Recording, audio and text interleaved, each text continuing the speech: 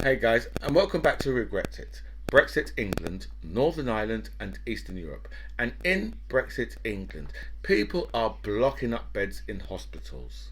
And we have a very, very serious situation because there are thousands of people who are stuck in hospital and they can't get out of hospital. And you have to ask yourself why that is. Why are they stuck in hospitals? Because we haven't got enough staff. Right, they haven't got enough staff for carers and these type of jobs. There's just not enough staff for these type of things, right?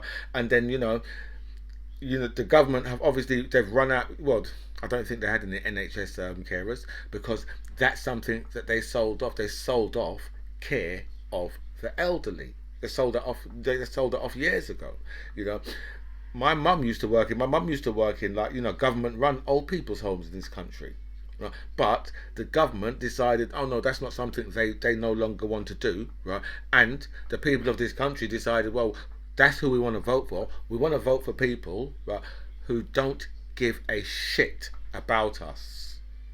And then you're wondering now why all these people are stuck in hospitals. I mean, a lot of these people, these poor people who are stuck in hospitals, are people who voted for Brexit. So they told all of the people that was over here doing a lot of the caring and things like that. They said to me, no, we don't want you here. You go. We don't want you here. We can sort ourselves out. Well, how's that going now? Because the very people, right, who the Daily Mail and Nigel Farage has fooled all these years, right, feeding them these stories, right, about the evil foreigners. And now the evil foreigners have said, you know what, fuck you. Okay, you stay there and do it by yourself. These people, not only have they crashed the pound, right, and done so much other damage. I mean, the mortgage industry has been completely destroyed. In like just in a with this woman in a couple of days, literally, right? Because remember, right, that her first 2 weeks, right, the Queen, it was in mourning for the Queen. Right, so this has been done in even a shorter space of time. Right, that she's ruined the pound. I mean, Kwasi Kwarteng's going to make another statement. Right, and all of the financial institutes are saying, listen, right, you've just put another £60 billion hole, another 60 billion black hole. Right, every time this guy talks, it's tens of billions of pounds, right, that he loses every time he speaks. The black guy and the blonde. But anyway. Right, these people, right, are now stuck in hospital beds, and you say, where's Nigel Farage? Where's Nigel Farage to go and help them? Oh, where's all these, all the, the British workers that they're supposed to be supplying to go and help these people? No, there's not. Right, one guy, I've just heard him on the radio a little while ago, and he said, you know what, right, his wife was in hospital, right, she's 85, right, he's 87. So he said, listen, before she went in hospital, right, she was barely mobile. Right, but when she was in the hospital, they kept her in there over the COVID. They kept her in there, and just kept her in bed all the time. Didn't let her get out of bed. So now she's 100% bedbound now, and now she has to have a carer come in, 4 times a week, and that's costing him like £500 a week coming to his house. They're coming 4 times a week, 4 times a day. So that's going to be 2 hours, right? Because they're coming for half an hour. They're probably coming for half an hour, not coming for an hour, coming for half an hour, right? And the poor carer who has to come there, right, has to come there virtually at their own expense, right? And the money what they've got to pay for fuel and all these things to get there. Right, it's just kicking their hell out of their wages. So the poor carers, it's not like the poor carers is making anything out of it. It's the agencies. The agencies is the one who's on the big bucks from these things. But these are the agencies who the government, right, have allowed to run these, because these are all private companies, right? And the only thing private companies have in mind, yeah, is money, right? And why not? They're private companies. That's what they're built for. Right? Which is the reason why you shouldn't have, sold off elderly care, right, to the private sector. I mean, that was just completely ridiculous for them doing that, right? But then, you see, right, these people have been sold a pup from day one, because these people always believed, right? A lot of these people who are blocked up in bed now, right, waiting for carers, right? Carers from the private sector. A lot of them, right, will be people who got their houses from the back in the day from Thatcher, so they right to buy. But and all these people really believed all these years that the Tories, right, had given them their house, and But let me tell you this, right? They gave you the house, knowing that they can get it back, get the money back for it later, and then they've still got, and they've known that all these years because they know that the one major asset that you have at the end of your life is generally your house. You might have a bit of savings, but believe me, your savings would be cleared up in no time. Once it comes to like care for the elderly, in no time at all, your savings will be gone. Because I mean, if you have to go into a care home or something like that, right, and if you had 200 grand in savings, right, they can go through that in less than a year, right, and then they move on to your house. Right, so believe me, right, whatever assets you've got at the end, right, whether it's 500 grand or £1 million in assets, right, they're going to go through it, yeah, like a hot knife through butter, right, and then when they've depleted all of your money, because I think they have to leave you with about 16 grand. So when they've depleted you down to 16 grand from say 500 grand or from £1 million, when they've depleted you down to 16 grand, that time they start to take the money from the council, and they're good. They just take that, right, for how long you've got left, because they know that you haven't really got long. They know you haven't really got long left. Most people don't live in old people's homes for that long. So for them, it's in their interest to deplete your money as quickly as possible. So that was another setup from the beginning, right? And all these things was so that they could just sell off. Oh, we gave you your house, so why can't we sell off the electric? Why can't we sell off care for the elderly? Why can't we sell off the hospital car parks? We gave you your house. We gave you your house. They gave you a house that you still have to pay for, because still you got a mortgage, and you still have to pay the 25-year mortgage for the council house. But it's not like you had cash to buy the council house. You still have to pay the mortgage, right? So it took you that long. So by the time you're finished paying for the house, they're hoping, well, most of these people will be retired, or they'll be in their late 50s. They'll be retired or late 50s, right? Either way, right, they're getting ready for care soon, right? So once they're ready for care, then we can get that house back off of them. I think these people are stupid. These people's minds works a lot faster, right, than anything you could imagine, right? Right. And look, as I said, right, all the poor people, right, who are stuck in those hospital beds right now, I guarantee so much of those people voted for Brexit. They voted to lose their own freedom of movement. They voted to lose their carers, and now they're stuck in fucking hospital. And do I have sympathy for them? It's a hard one. It's a hard one to have sympathy for these people, because what I think? I think they're all a bunch of racist, stupid fools, right? And they're really getting their comeuppance. But that's not nice, is it really? So I'm going to ponder on that. And while I ponder, I will go here. And welcome back to By Any Means Necessary. Thank you so much for all your messages you sent me, and a special thanks here to everybody who signed up to my channel. I feel so blessed with so much people that signed up, so thank you so much for that. I'll go through all your messages, I'll answer as many as I can, but I will like all your messages for definite. So we've got Donald Trump, right, believes that Twitter is boring without him. Do you know what? Yeah, it amazes me, right, how you've got all these people standing there. I think he's their god.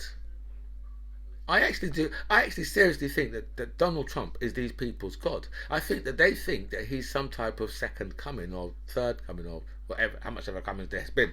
But I just think that because he will stand there and he praises himself, and there's not really much people that actually do that. Most people, people don't really stand. I mean, the things what he comes up with, that Twitter's boring without him, right? There's nothing going on there without him. I say, well, Twitter's got like 300 million people on it, 330 million, something like that, I think, right? So, it still carried on without you, right? And his social media, because you know what, the libs aren't on there, so his social media can't work. because the whole thing about the right wing politics is they've got to be able to upset the libs, and if they can't be somewhere to upset the libs, then they're going to be in problems, you know. But you know, so I just look at Donald Trump and I just think, you know, I mean, you know, these guys, they're going. I mean, the Republicans are going extra crazy. You know, they're openly on stage now pushing the replacement, the replacement theory, openly pushing it. Do you know what I mean? But you know, they have been pushing it from since like, you know, from I think from since before Jim Crow. They was pushing we're going to try to replace us. Needy, whiny fools. That's what they've got to be. And talk about another needy, whiny fool, right? Kanye West has been banned from Twitter. I don't know how long for. Let's just hope it's for good, because he's a fool. A crazy fool, right? Now, Kanye West, all right, has said some anti-Semitic stuff on Twitter. I don't know what he said, right? But all I know, it was highly, highly anti-Semitic, right? Because the people on Fox, right, who was coming all out and said, well, and they was trying to defend him, right?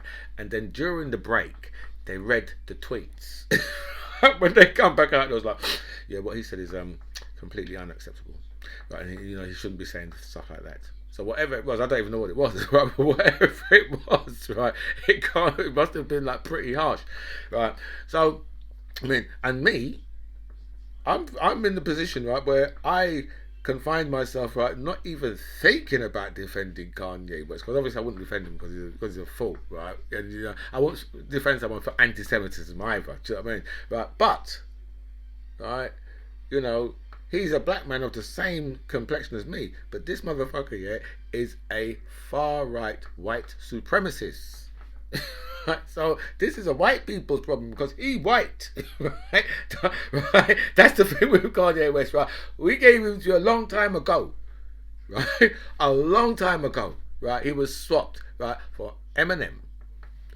Okay, so he's one of the far right white white supremacists. That's exactly who he is, because he believes that people had a good time in slavery. He said that says 400 years. He said that sounds like a choice. But then I mean, as black people, we just look and say, well, Kanye, he crazy. Do you know what I mean? Was he on his meds? That's what we say whenever we talk about Kanye. Do you know what I mean? Was he on his meds? God, that boy crazy. Vladimir Putin is committing more and more war crimes, just like literally on a daily basis. This man's just like because he's taking such a beating. Right? I don't want to speak it up too quickly. Do you know what I mean? Because I really want Ukraine. I really want Ukraine to drive them out. And if the Ukraine was to annex back the Crimea, that would be even better. But I just think that I'm not sure where because Putin, right? I can't really see that they're gonna that he's going to be able to get away with this with the Russian people, because I mean so many young boys have been killed out there, and I mean he's planning on sending another load of troops out there as well, and the Ukrainians have been very, very good at like disturbing supply lines and things like that. And then when you've got a load of soldiers stuck somewhere and they've got no supplies, right? That's not a good thing. So the Ukrainians have been very, very good. So that's why they've been able to pick them up, because it's much more, for the Ukrainians, it's much more like a guerrilla warfare, where they've just got all these Russians to pick off, and then next thing the Russians are running away. But they've brought in this new hardline general apparently, who's supposed to be a right bastard. So we're going to find out whether or not Putin gets even more vicious. But Putin knows that he can never ever leave Russia again now, because I'm sure if he steps outside of Russia, they'll arrest him. I'm sure they will. I'm sure there's no way. I don't understand why he's gone down these lines, but so he has. And I don't know if you've seen this app. There's a far right app called what's it called? The Right Stuff, right? Which was only supposed to be for people from the right wing, right? And apparently it's flopped because not enough women have joined up.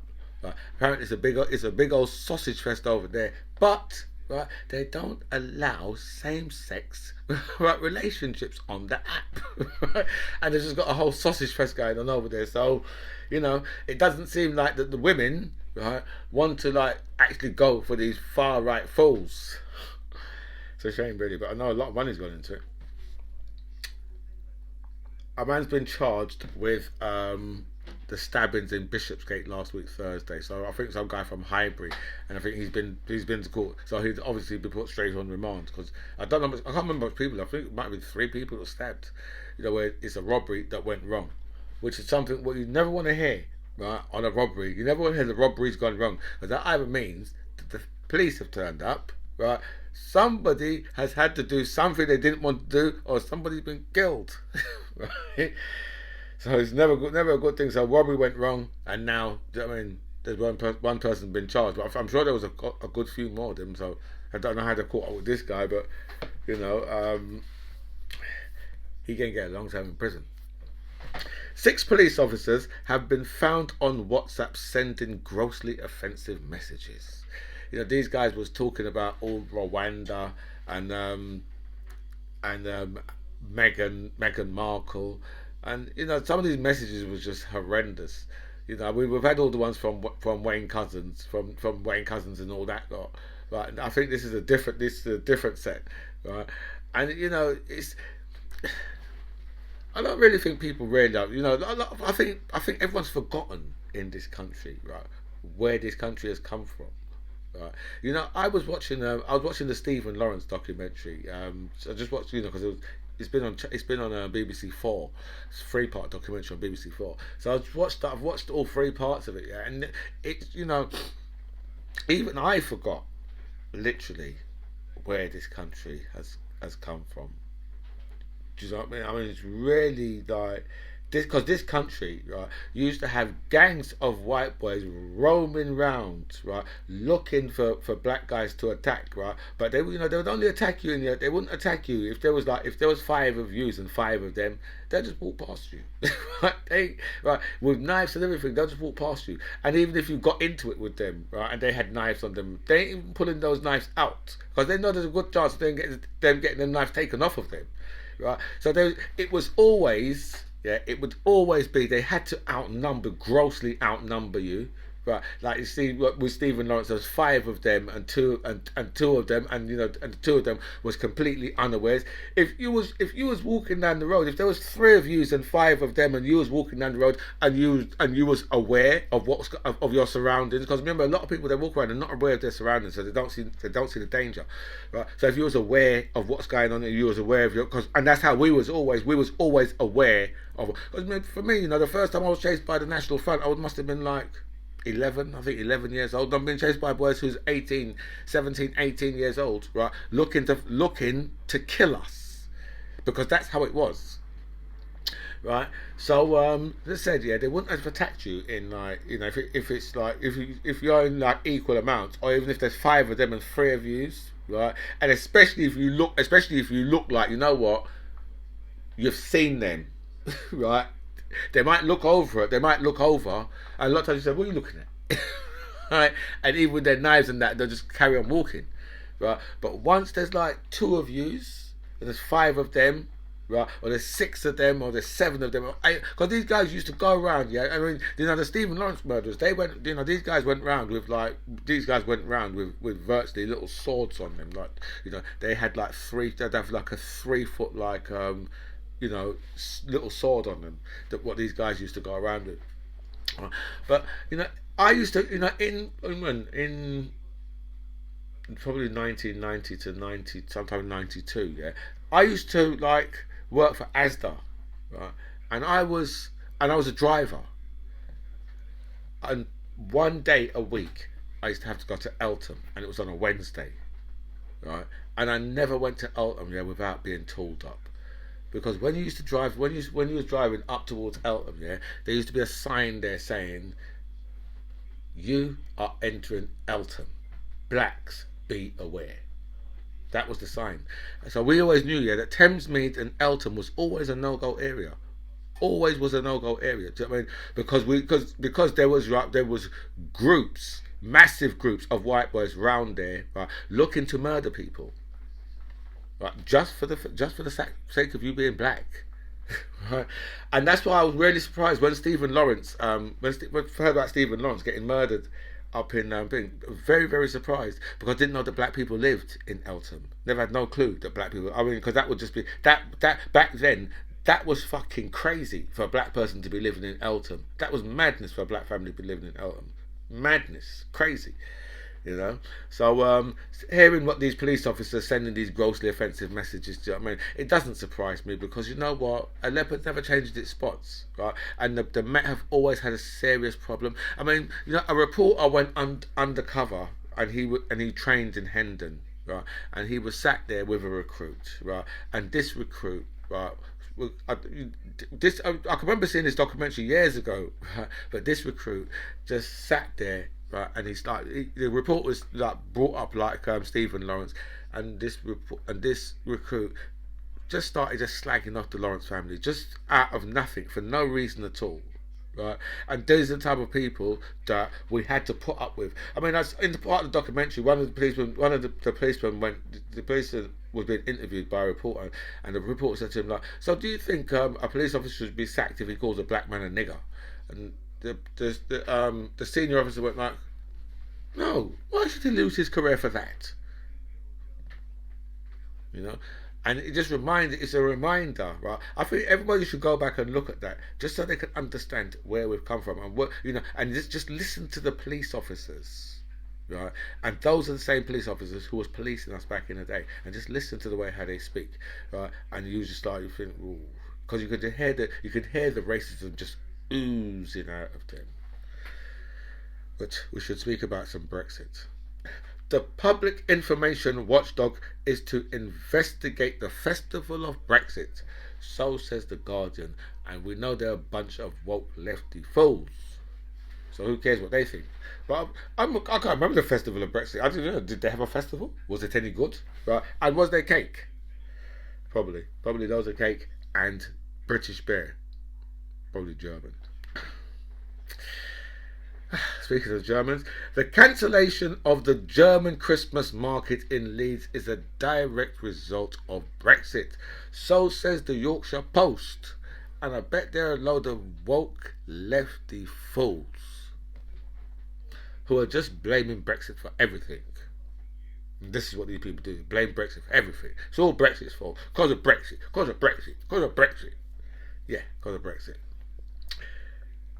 Food hygiene and standards, right, are at real risk because we're going to change all the EU rules over food safety standards, which means obviously we can have all our hormone injected beef and all that type of thing. Do you know what I mean? And like, you know, milk that's come out of cows, right, that's the size of a coach.